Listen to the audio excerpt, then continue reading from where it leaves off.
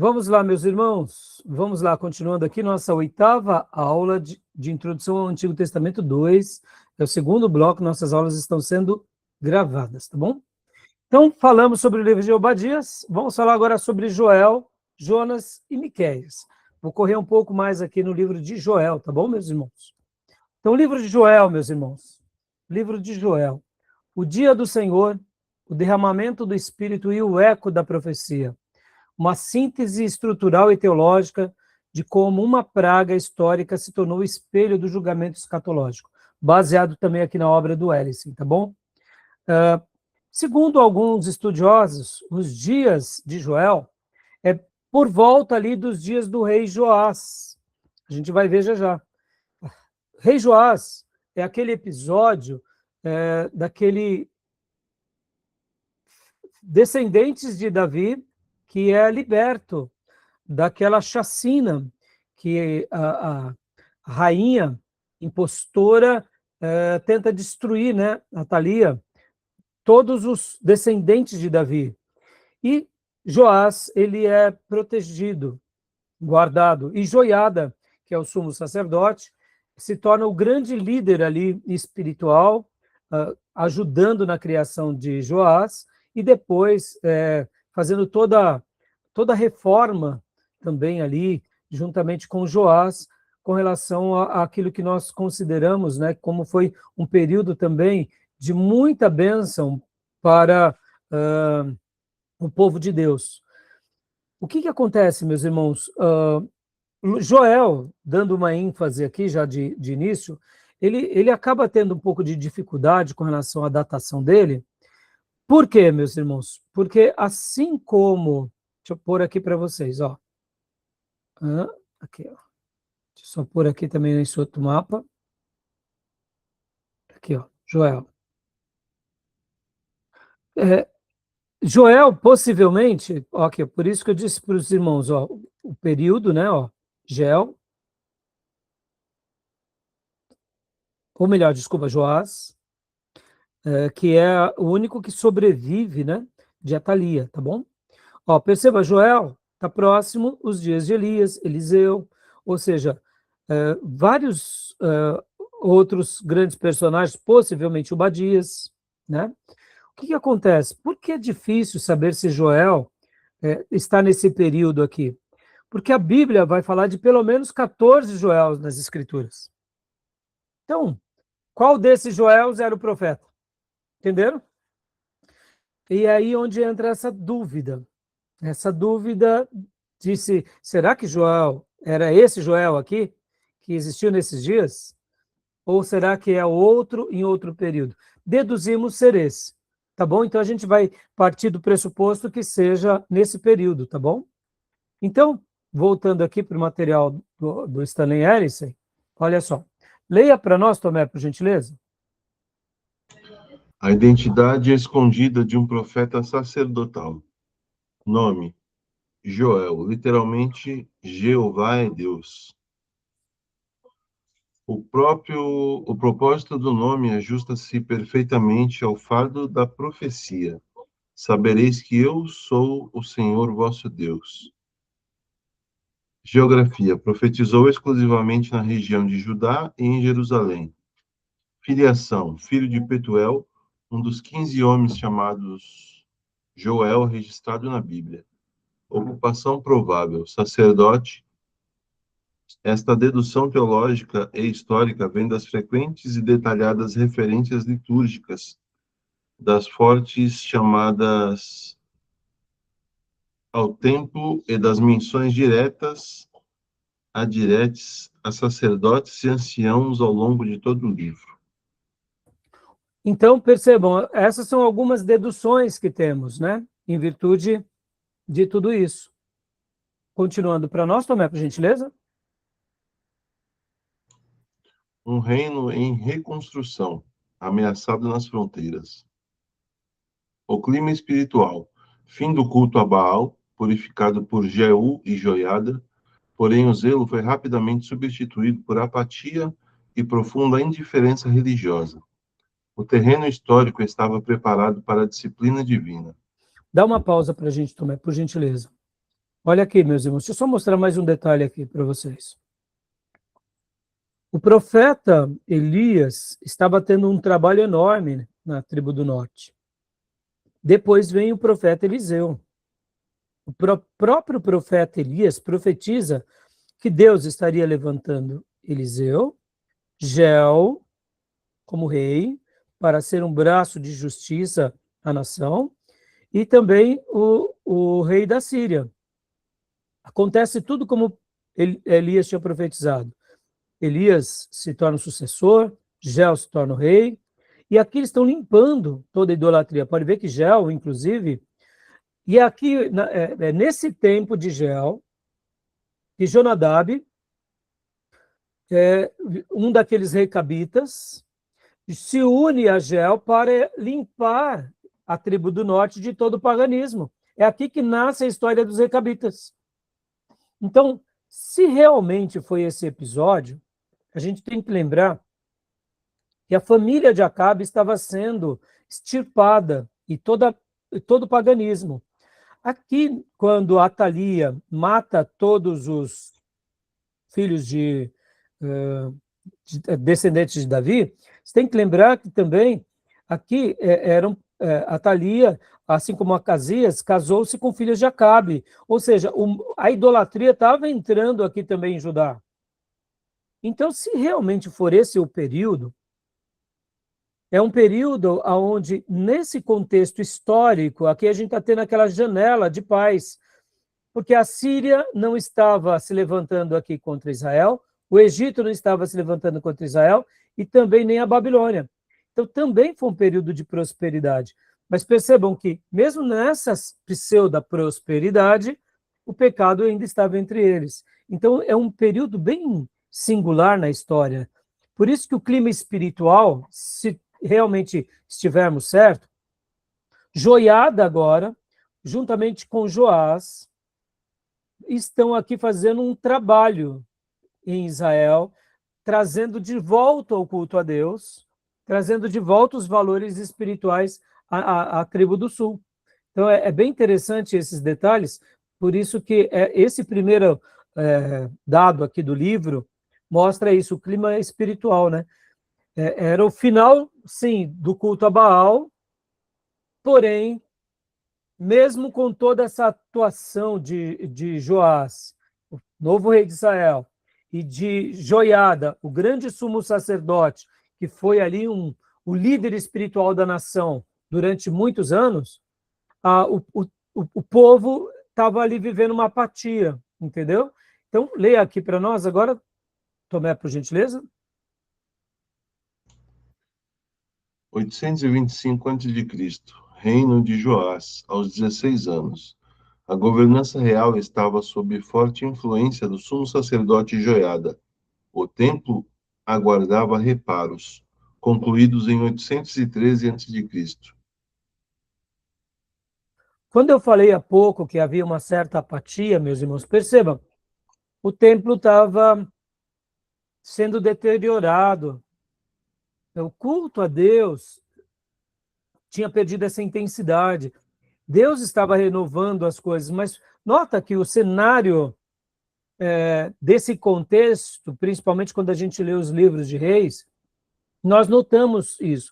Se realmente o livro de Joel foi escrito nesse contexto, a mensagem de Joel vem como uma luva para esse contexto de apatia, tá bom?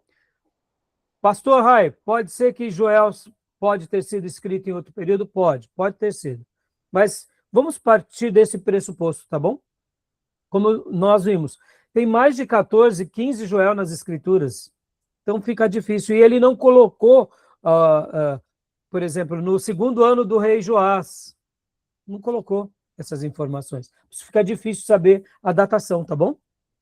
Então, leia para nós as ameaças ausentes e as ameaças ativas, Tomé, por gentileza.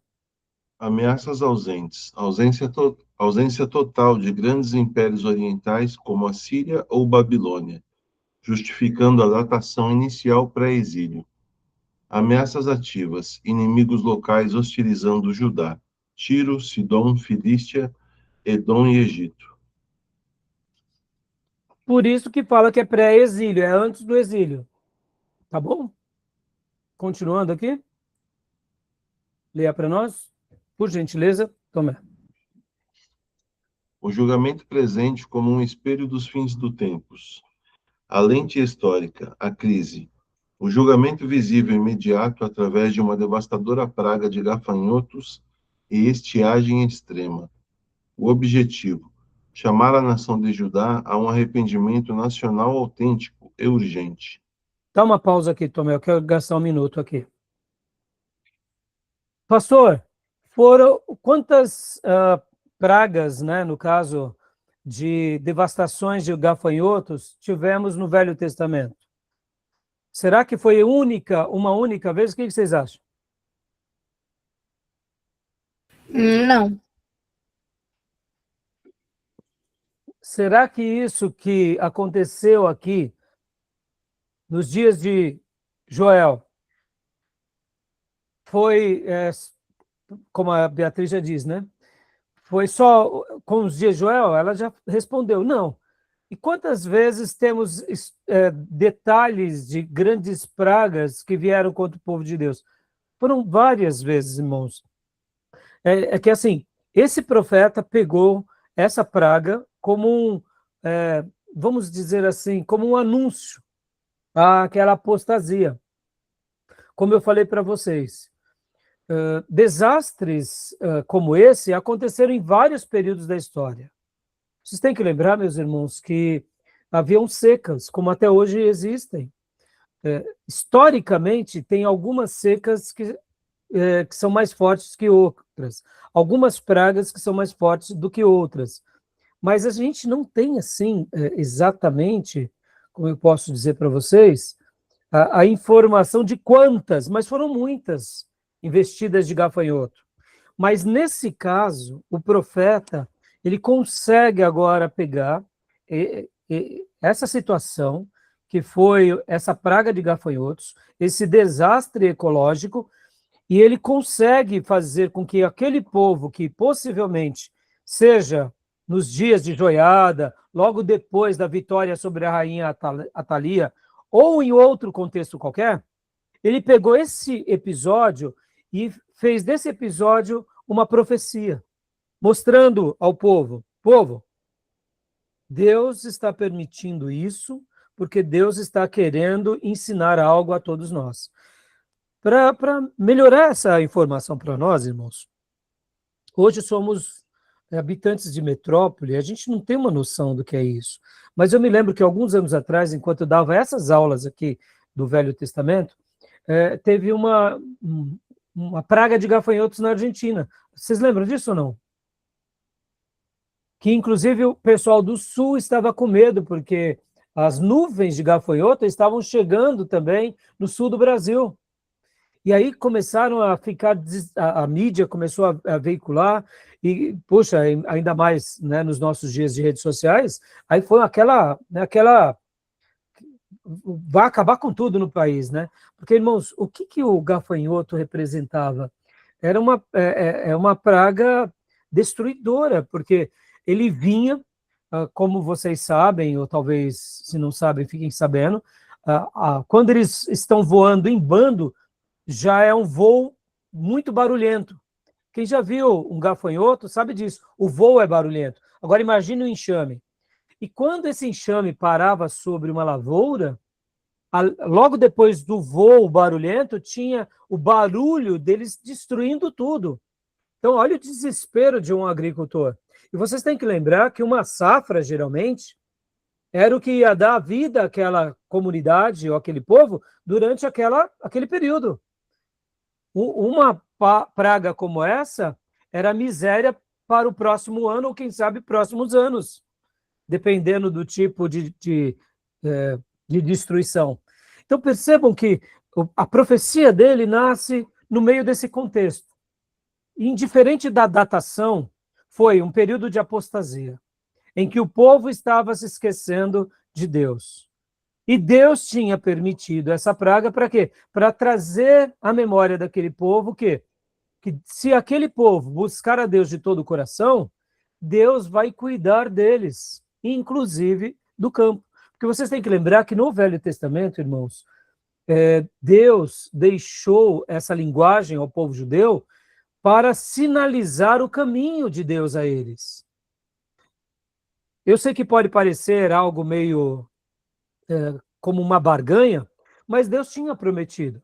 Vocês são meu povo, vocês estão na minha terra. Quando vocês me temerem de todo o coração, eu cuidarei de vocês, livrarei vocês dos inimigos e das pragas. Vocês serão protegidos e abençoados.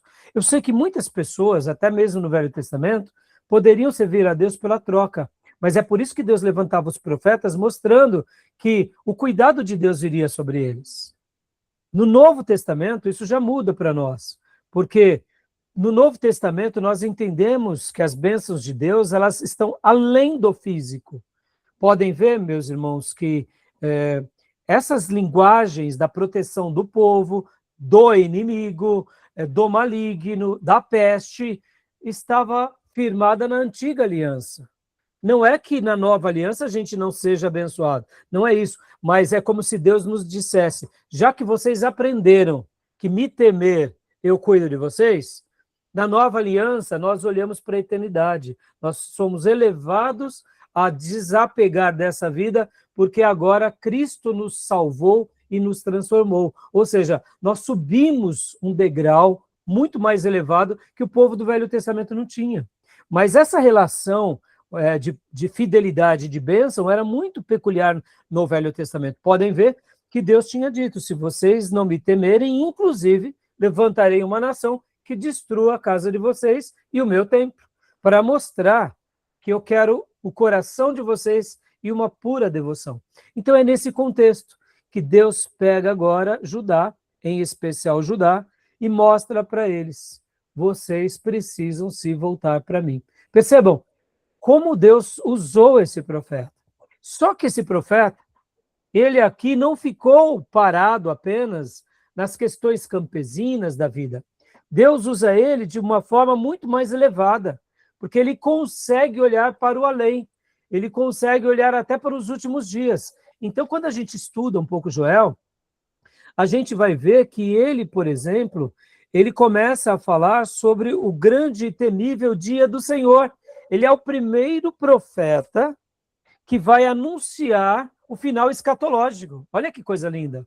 Então, ele sai de uma questão rural, de uma questão de necessidade básica, chamando o povo ao arrependimento, mas ele também já aponta até o grande dia do julgamento do Senhor.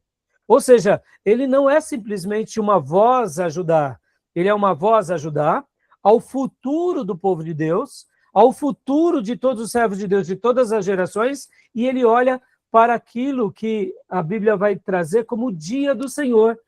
E depois dele, só para vocês terem uma ideia, quem vai também usar essas palavras apocalípticas é o profeta Zacarias. Se ele realmente foi por volta do ano 800, nono século, Zacarias está lá para o quinto século, ano 430. Percebam, irmãos? E ele não só será esse que falará do futuro, mas ele é aquele que vai falar também dos sinais dos tempos, como Daniel enxergou. Perceba? E depois de Daniel, e depois de Zacarias, só João no Apocalipse também vai descrever algo. Então percebam como tudo começa aqui por uma mensagem de trazer o povo de volta à presença de Deus, e esse povo agora, que realmente estava ali, né, diante dessa mensagem, Deus estava dando a ele promessas de bênção e promessas, inclusive, do Espírito Santo que seria derramado sobre toda a carne. E que o desfecho dessas promessas seria o quê? O grande dia do Senhor que viria. Porque, como disse um grande teólogo, o dia do Senhor é o lema da grande profecia de Joel. Percebam só como foi fantástica a lente de profecia desse servo de Deus. Ele enxerga algo, uma necessidade presente, chama o povo ao arrependimento, faz a promessa do Espírito Santo. Essa promessa se cumpre no dia de Pentecostes, mas ele aponta também para o juízo, o grande dia do Senhor lá na frente. Então, ele foi uma mensagem de esperança a todo o povo de Deus na velha aliança. Tá bom? Tudo bem? Alguma pergunta até aí? Então, Tomé, leia para nós agora aqui a lente profética, por favor.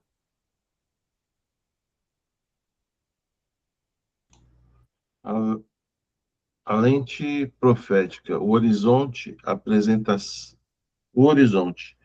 apresentação do futuro e cósmico dia do Senhor. O objetivo, revelar o momento em que Deus abominará as nações pagãs e libertará definitivamente seu povo. A calamidade agrícola sem precedentes foi uma miniatura, uma antecipação pedagógica do julgamento escatológico global. Então, tudo bem até aí? Deu para entender? Olha como ele abre um leque, meus irmãos. Então, percebam que os insetos aqui, para Joel, era apenas um prenúncio do julgamento do Senhor. Olha só como o Espírito Santo de Deus usou ele. Deus estava querendo corrigir o seu povo que estava em apostasia, permite uma praga de gafanhotos, e esses insetos eram só um anúncio do grande julgamento que viria. Ou seja, Deus estava dizendo para ele: meus servos, me busquem, se arrependam, busquem a minha face, porque eu vou curar vocês, eu vou derramar o meu espírito sobre vocês, e vocês verão a minha glória, e estarão preparados para o grande dia do Senhor.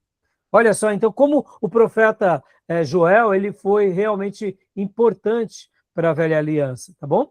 Aqui é uma breve divisão, né, do livro. Leia para nós, Tomé, por gentileza.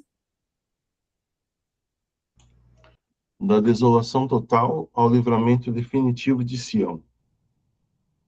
Bloco 1, desolação. Capítulo 1, versículo 1. Capítulo 2, versículo 17. Foco. A invasão de gafanhotos, a estiagem brutal e o exército devastador, comandado pelo próprio Senhor. Dinâmica. Deus atua como disciplinador. O ponto de transição entre os blocos não é o tempo, mas a resposta humana. Bloco 2. Livramento. Capítulo 2, versículo 18 e capítulo 3, versículo 21. Foco. Arrependimento do povo, restauração material, derramamento do Espírito, vinda do Messias e a batalha do Armagedon. Dinâmica. Deus atua como Salvador e restaurador. Olha que coisa linda. Aqui mostrando que com o arrependimento tudo poderia mudar na vida desse povo.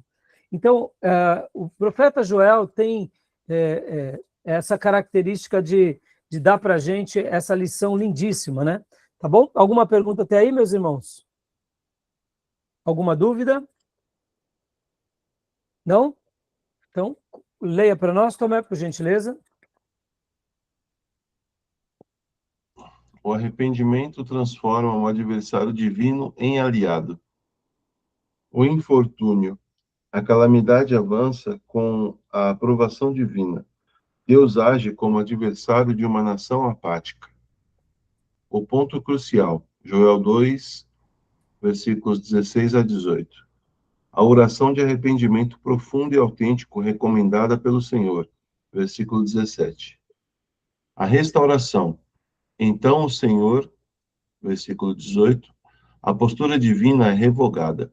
O arrependimento verdadeiro faz de Deus um defensor do penitente, convertendo adversidade em proteção e prosperidade. Então, tudo bem até aí, meus irmãos? Olha só que coisa fantástica, né? Podem ver que Joel, ele vai além. Ele vê o povo que estava numa certa comodidade, o povo estava numa certa segurança, não tinha grandes adversários, como mencionamos, possivelmente aquele cenário, mas eles estavam acomodados. E aí Deus manda uma praga. Essa praga é devassaladora.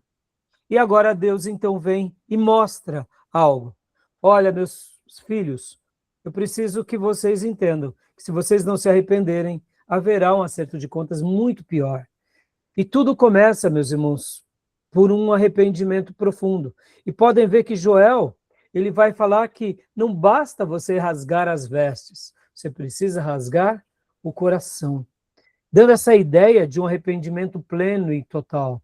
Então, a mensagem dele tem esse destaque, porque, como eu mencionei, meus irmãos, a praga dos gafanhotos foi um inimigo sutil de um período de tranquilidade, de bonança.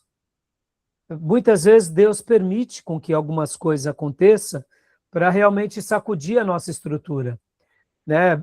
Percebam que não foi um reino inimigo que se levanta contra eles. Não foi um Senaqueribe. Foram pequeninos gafanhotos. Mas ali eles viram a morte diante deles, eles viram o grande juízo, o dia da ira de Deus. Então, ali a mensagem do profeta ganhou relevância. E essa relevância se torna ainda maior porque Deus está trazendo eles ao quê? Ao arrependimento coletivo. Deus estava ensinando para eles que quando, de fato, há um arrependimento coletivo, Deus revoga a ação destrutiva. Então, as bênçãos e as promessas divinas começam a realmente recair sobre eles. O que Deus estava ensinando aqui em Joel com eles era aquilo que nós chamamos do voto de suzerania. O que era o voto de suzerania, irmãos? Vocês lembram? Não? Lembra que Abraão, quando Deus separa ele lá em Canaã, Deus pede para ele sacrificar vários animais e separá-los dos animais? Ali o texto não fala o nome voto de suzerania, mas nos dias de Abraão havia uma aliança que era feita, chamada voto de suzerania, em que um rei ou uma pessoa nobre ia e fazia uma aliança com outra pessoa. Então era uma tribo com outra tribo, um reino ou uma nação com outra nação. E ali o que eles faziam? Eles pegavam ali os bezerros, os cordeiros, os animais, todos que eles desejassem, cortavam no meio. Então imagine uma cena, né, muito forte, por sinal, porque eram animais mortos, cortados no meio e separados. E aqueles dois passavam, literalmente, entre os animais. Qual era o voto que se fazia esses dois reis, ou essas duas nações? Dizia, se nós quebrarmos a nossa aliança, que assim como foi feito com os animais, seja feito com aquele que nos traiu.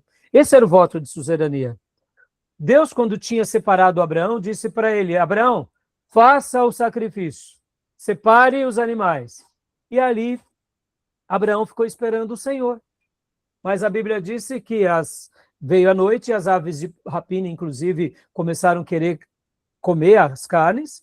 Abraão expulsa, e de repente a Bíblia fala que uma tocha, como de fogo, passou sozinho. E Deus falava com Abraão, como que dizendo, você não precisa passar comigo. O que Deus estava ensinando para Abraão? O que Deus estava sinalizando? Abraão, eu estou fazendo uma aliança com você. Você não precisa passar comigo. Eu faço aliança por nós dois.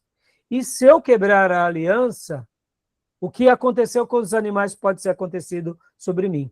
Deus estava chamando Abraão à consciência de que a aliança que fazemos com Deus é uma aliança incondicional, onde Deus cumpre o voto dele e o nosso, porque ele é fiel em cumprir. E a Bíblia vai mostrar que Deus passa ali pelos animais, sozinho. Abraão entende que era para ficar ali só vendo, porque era como se Deus dissesse para ele, olha, eu cumprirei a minha parte e a sua parte.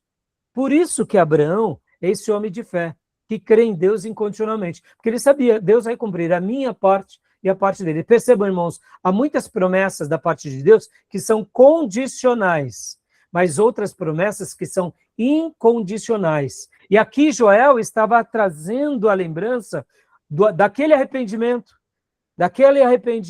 do voto de suzerania, dizendo, olha, rasguem o coração, me sigam de todo o coração, porque aí sim tem sentido as bênçãos de Deus, porque Deus fará cumprir a aliança, da mesma forma com que cumpriu com Abraão. Pode ver que o povo eleito de Deus vivia sobre essa aliança incondicional, por isso que todos os filhos de Deus precisavam apenas crer e obedecer. Na nova aliança, meus irmãos, percebam que Jesus, ele fez também o grande voto de suzerania na cruz.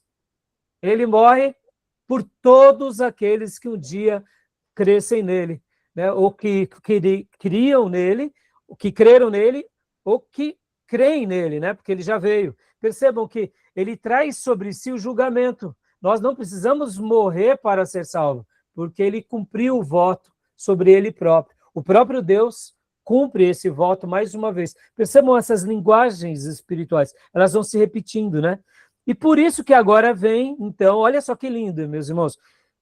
Qual é a lindeza desse resgate? Logo nesse livro, com essas dimensões de arrependimento, vem a promessa do Espírito Santo. Estão entendendo? Olha como uma coisa está ligada à outra. Deus usa um fenômeno natural, um desastre ecológico, para mostrar ao seu povo que quer eles de volta. De que forma? Inteiro, total, de todo o coração. E se esse povo desse ouvido para Deus, Deus iria abençoá-los. E Deus iria derramar sobre ele o Espírito Santo. E Deus iria livrá-los do grande castigo que um dia viria lá na frente. Perceba que tudo isso acontece quando a gente realmente crê em Deus, tem fé em Deus, e quando a gente também, além da fé que nós temos em Deus, nós nos arrependemos. Ou seja, quando a gente dá meia volta, né, meus irmãos? Se nós estávamos indo no caminho da destruição, o que é arrependimento, né? Senão uma volta de 180 graus, porque agora a gente volta para o caminho. Por isso que é falado conversão, né? Você estava indo no caminho da morte e agora você sai do caminho da morte e entra no caminho da vida. Por isso que é conversão e arrependimento são sinônimos. E quando a gente faz isso, a gente se esbarra com quem? Com Deus que faz voto conosco. Ele cumpre a parte dele e a nós. E ainda, sobretudo, derrama o Espírito Santo. E aqui estamos como igreja do Deus vivo. Podem ver que a igreja primitiva, quando eles se arrependem, buscam a Deus, creem na promessa, ficam na cidade, como Jesus disse, permanecei na cidade até que sejais revestida de poder. Quem vem é o Espírito Santo. O profeta Joel se cumpre na vida deles. Percebam que o arrependimento do Velho Testamento garantia bênçãos, o arrependimento do Novo Testamento nos faz receber o Espírito Santo. Fantástico, não? E podem ver que quando a gente não está arrependido, a gente entristece o Espírito Santo. E o Espírito Santo já não está mais conosco. Percebam a relação da profecia bíblica. E o profeta Joel foi fundamental para preparar esse terreno a esse povo que um dia ia aprender a viver de forma quebrantada, tá bom? Tudo bem até aí? Pastor Rai, Pois não. dentro dessa lógica, né, deles se arrependerem e do julgamento que viria em seguida, como é que a gente sabe, assim, que eles não se arrependeram só, assim, para evitar as consequências daquilo que Deus estava falando? Repete para mim, Bia, ficou um pouco baixo. Assim, nessa relação que Deus estava falando para eles, né, do arrependimento e do julgamento. Como que, assim, esse povo ele não entra naquela questão de se arrepender para evitar a consequência do que Deus estava falando, se arrepender de verdade? Porque eles poderiam se arrepender só para, tipo assim, não sofrer a punição, né? Então, Bia, você vê que isso é uma coisa muito particular, né? Então, por isso que nós não sabemos prescrutar o coração de ninguém, né, Bia? Não dá.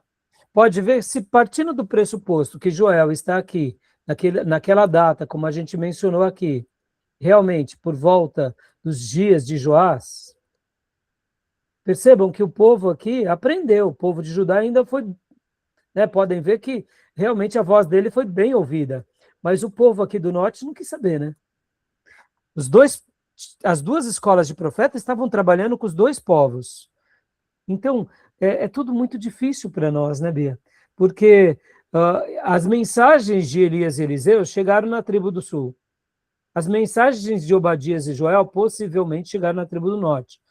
A obra de Joás e de Joiada chegou na tribo do norte, com certeza. Eram irmãos.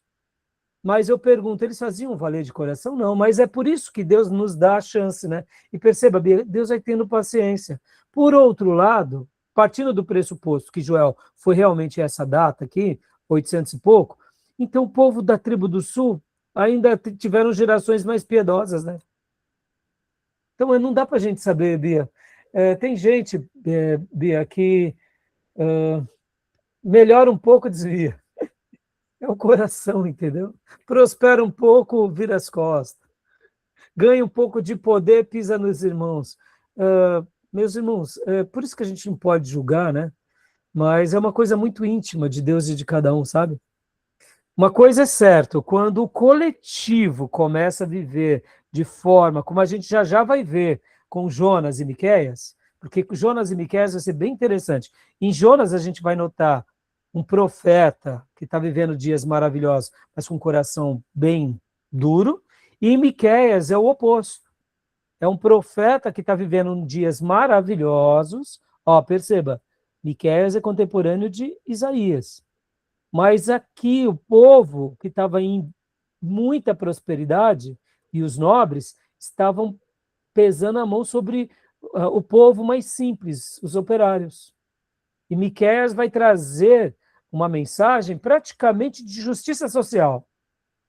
Olha como é curioso, né? Deus vai, abençoa o povo da tribo do sul e agora os poderosos da tribo do sul estão só preocupados aqui com o cativeiro assírio, porque tinha acabado de cair Samaria, com o Egito, e o pobre estava lá sendo desfavorecido, o salário dele estava sendo desprezado. Então perceba, Bia, por isso, Bia, que eu amo as palavras do apóstolo Paulo, que a gente tem que seguir a Deus de todo o coração, com o coração sincero. Não tem como a gente ter o controle das pessoas, sabe? É a fé pessoal, é o temor. Não dá para a gente saber, Bia. E na experiência do pastorado da igreja, Bia, eu descanso sobre isso, né? Tem vezes que alguém chega, pastor fulano, fala, irmão, ser humano é o ser humano. Eu espero de Deus. Ser humano, quando acerta, eu fico feliz. Quando erram, né? Eu digo assim, tudo bem, vou tentar ajudar. Porque é o coração da pessoa, Bia. Tem pessoas que são mais lentas em aprender, outras aprendem mais rápido. Vamos lá. Lembrando o primeiro módulo de hoje. A gente falou de Obadias, falou de Edom. Jacó, filha. Jacó demorou para aprender, entendeu? Será que os 10 filhos de Jacó se tornaram o que se tornaram por acaso? Ou porque tinha um papai que tinha um legado horroroso atrás? Entendeu? Mas também por toda a culpa a gente não pode, porque Isaac era um pai exemplar, e Jacó e Esaú eram dois desviados. Então tem coisas, Bia, que está além da gente, filha. Não dá para a gente entender. E nessas horas a gente descansa, Bia. A gente descansa, entendeu? A gente ensina a verdade, mostra que é Deus quem abençoa e pune, e a gente não tenta mudar as pessoas. Perceba, Bia, uma última coisa. Nós, pastores, temos uma tendência de manipular as pessoas para fazer barganhas com elas, para elas fazerem o que a gente acha que está certo. E a maioria das vezes dá errado.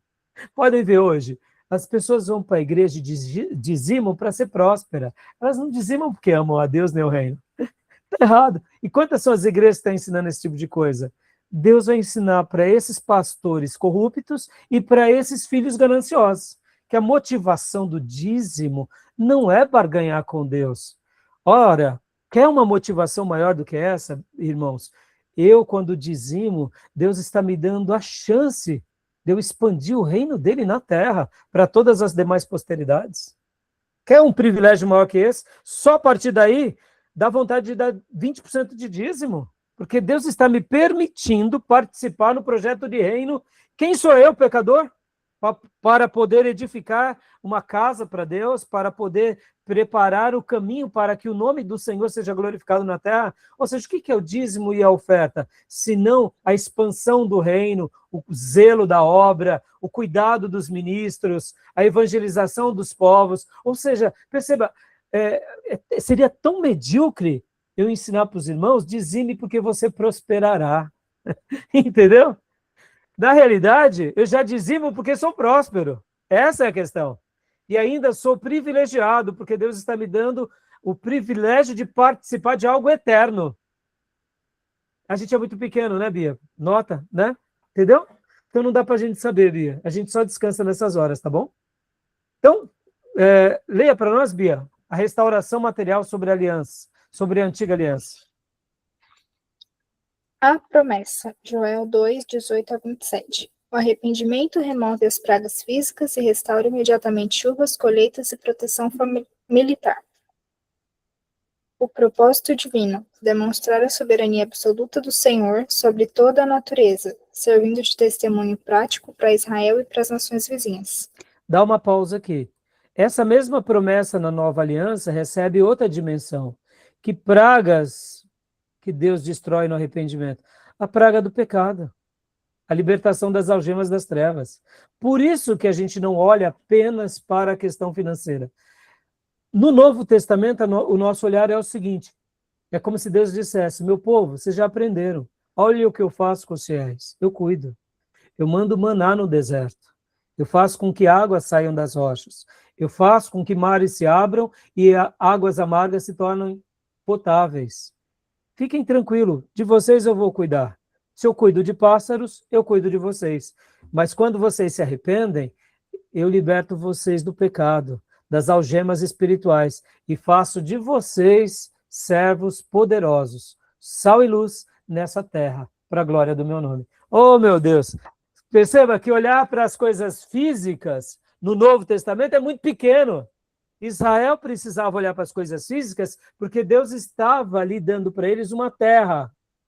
Estavam debaixo de opressões de outros povos. Já no Novo Testamento, Deus está nos dando o mundo e as nações. Por isso que a gente está num outro patamar. E as coisas materiais serão pequenas coisas diante da grandeza da espiritualidade e dos dons e do poder. Por isso que a igreja, ela é o mistério de Deus que estava oculto, e ela é o grande corpo de Deus, de Cristo na Terra. Então é incomparável, né? Tá bom? Distinção teológica.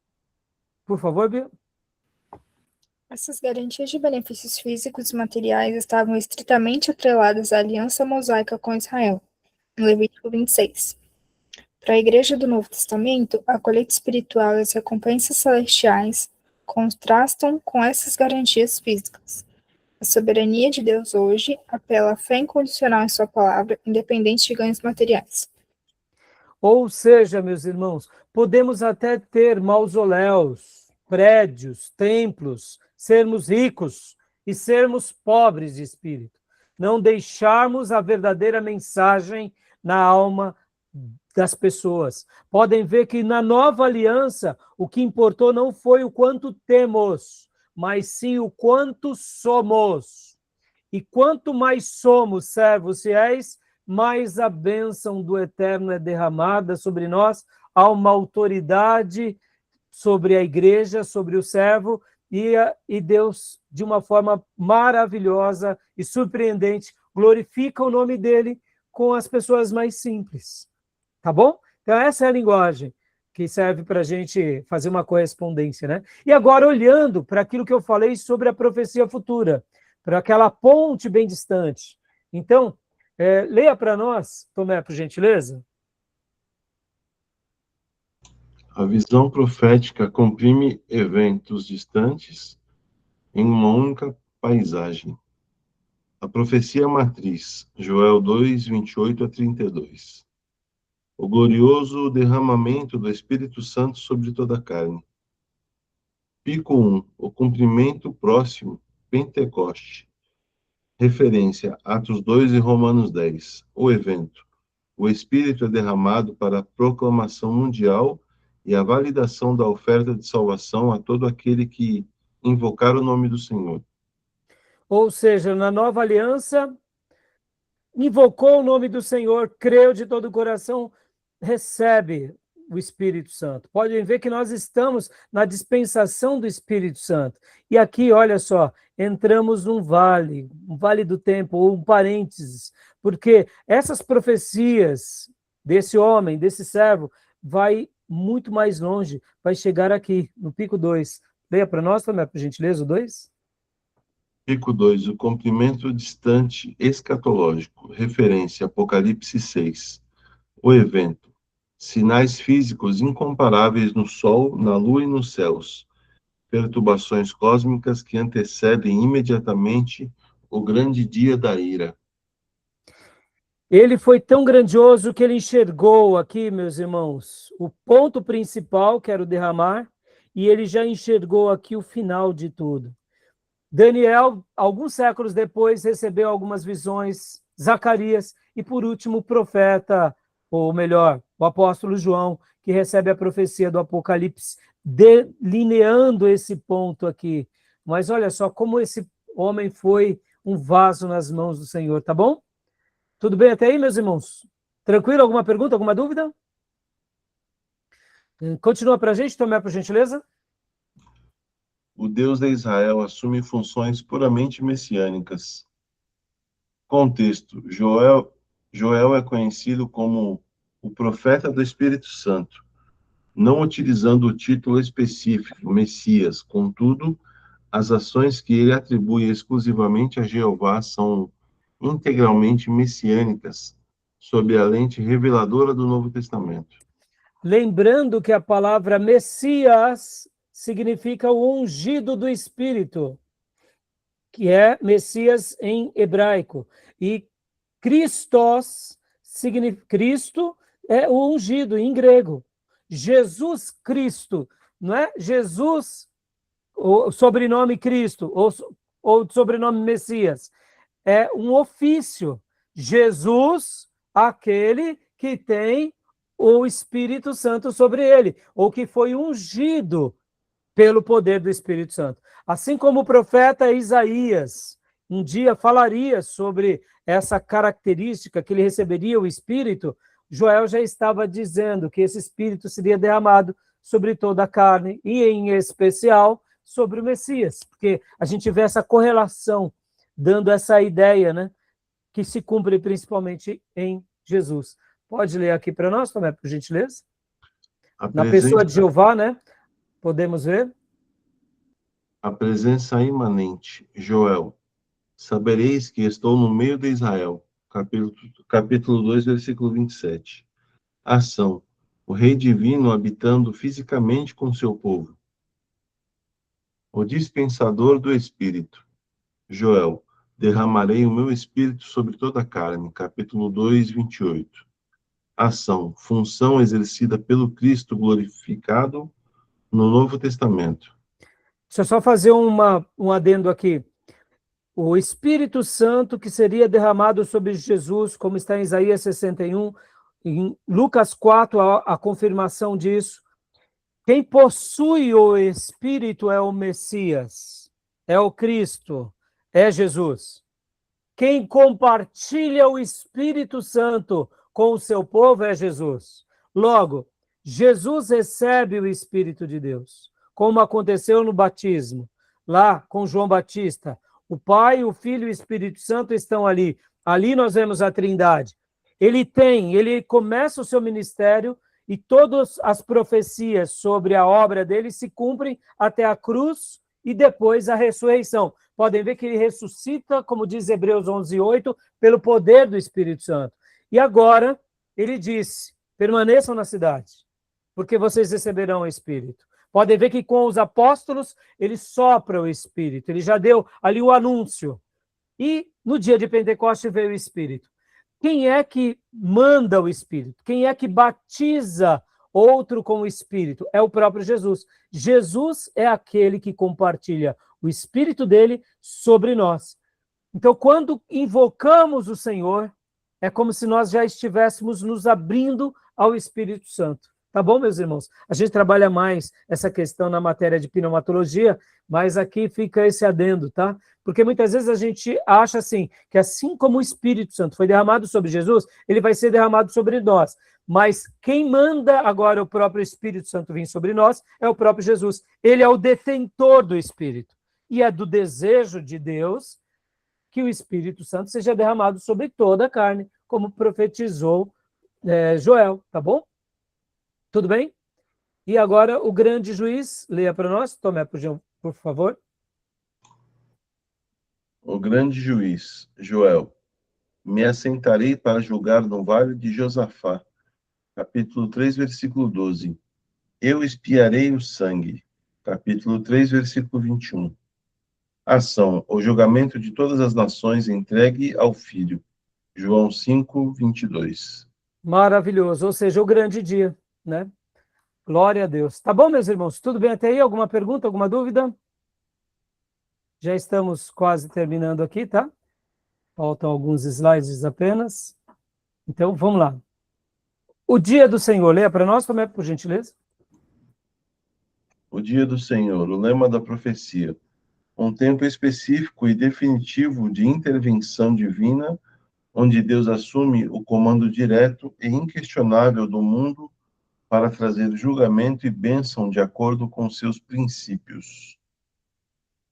O grande contraste é o fim definitivo do dia do homem, a transição brutal entre a tolerância divina temporária e o estabelecimento eterno do governo mundial de justiça e prestação de contas. É um assunto que ele trabalha, tá bom? Então, as fases do julgamento e da renovação escatológica, por gentileza, também. Fase 1. Os gatilhos. Sinais cósmicos espantosos nos céus. Joel 3, 14 e 15.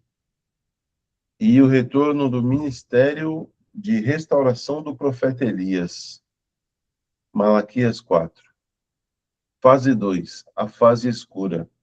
A grande tribulação, a noite sombria do julgamento, a rebelião do anticristo e o julgamento das nações pelo rei.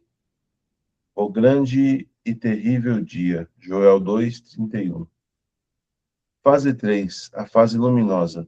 O reino milenar. O glorioso período de bênçãos abundantes com o reino de Cristo estabelecido fisicamente na terra. Fase 4. A renovação. A restauração absoluta.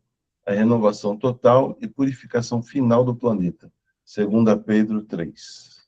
Percebam, meus irmãos, como esse profeta foi grandioso. Aqui a gente começa a ver a maneira em que ele trabalha, tá bom? Tudo bem até aí, meus irmãos? Tá bom? O material, as obras que temos trabalhado, traz mais detalhes, não dá tempo a gente tratar de tudo, tá bom? Agora eu vou ler rapidamente aqui, ó. O dia do Senhor através das lentes de 8 profetas. Obadias, é o julgamento e retaliação divina específica.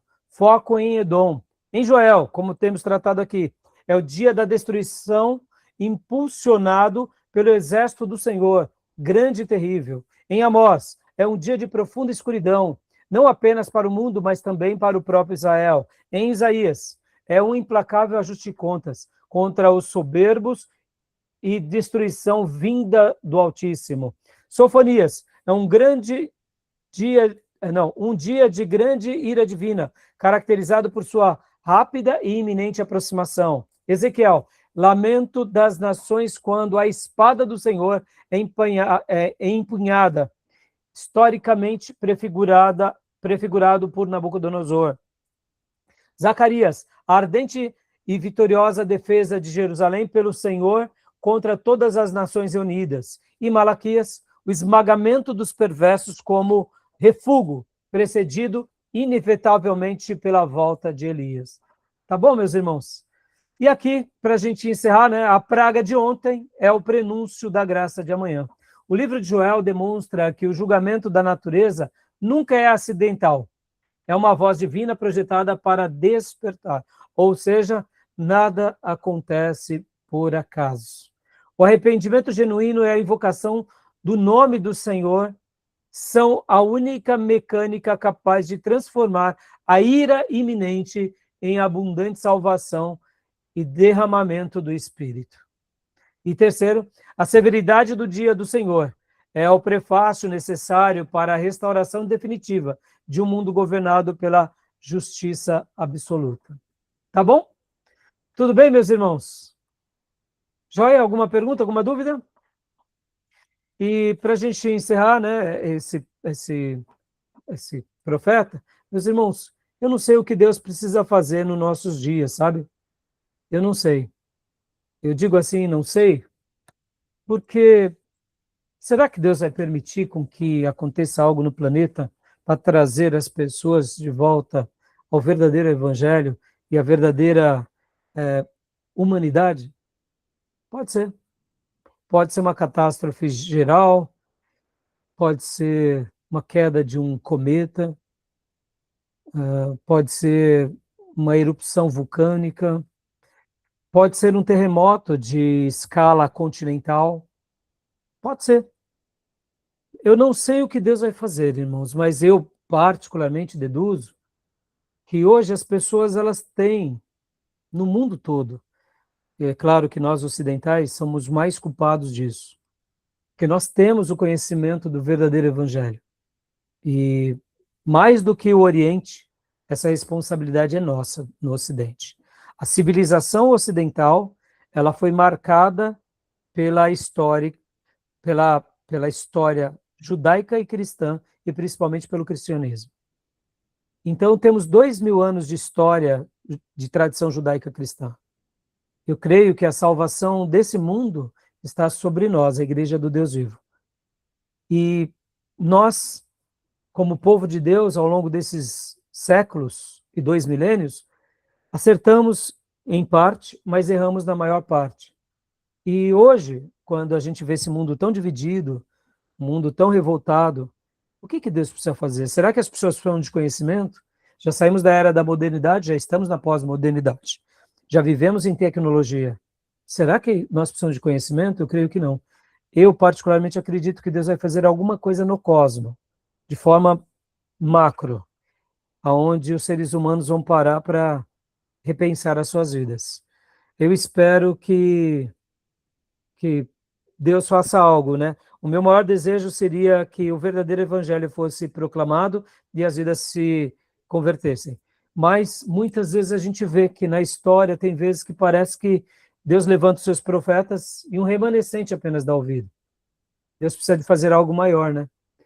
Então, que a gente possa orar para que Deus, né, possa nos usar como foi o profeta Joel, né? Tá bom, meus irmãos? Tudo bem? Até aí? Fechado? Então, vamos parar aqui para ir para o último bloco? Jonas e Miqueias. Vamos ter que deixar Miqueias. Acho que não vai dar tempo, não. Tá bom, meus irmãos? Alguma pergunta, alguma dúvida? Não? Pode continuar, pastor. Pois não, pode perguntar, Fia. Não, pode continuar, foi. Pode continuar? Então tá bom. Então, vou parar aqui a gravação e a gente vai para o último bloco, tá bom?